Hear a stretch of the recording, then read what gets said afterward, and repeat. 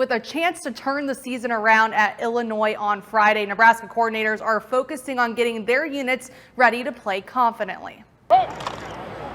Junior center Ben Scott has never had it happen in his football career. Didn't feel good, but you gotta do what you gotta do. Full pads, a full physical practice just one day after a game. When we were told to put on full pads, we knew what to expect, and we knew that we had to go out there and physically go against each other and just, go to work. The Huskers jumped right into it on Sunday night following Saturday's 45-7 loss to Michigan. Defensive coordinator Tony White says the Blackshirts have responded well since the loss, but the telltale sign will be how they play on Friday at Illinois. I've never seen that before where, coach just sprung that on them on a Sunday, and they went out there and had probably one of their better practices ever in pads. Coaches are challenging the defense every week.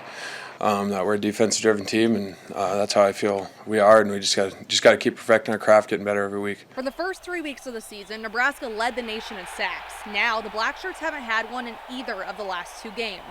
A stat White says needs to change if the Huskers want to come out of Illinois with a win. If we don't stop them on defense, then we got no chance. I mean, we got zero chance, and so.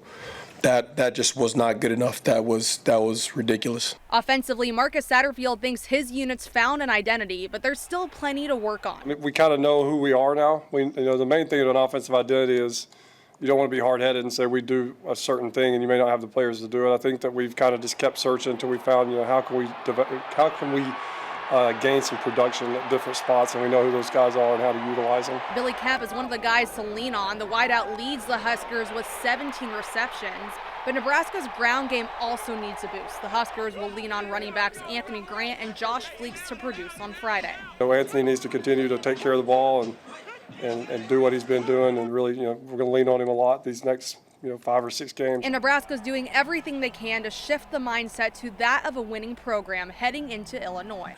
Playing not to lose versus going to win games. I think our team is fired up. We got a chip on our shoulder. And when it comes to the Huskers starting quarterback, well, that's to be determined by both Heinrich Harburg and Jeff Sims' performance this week.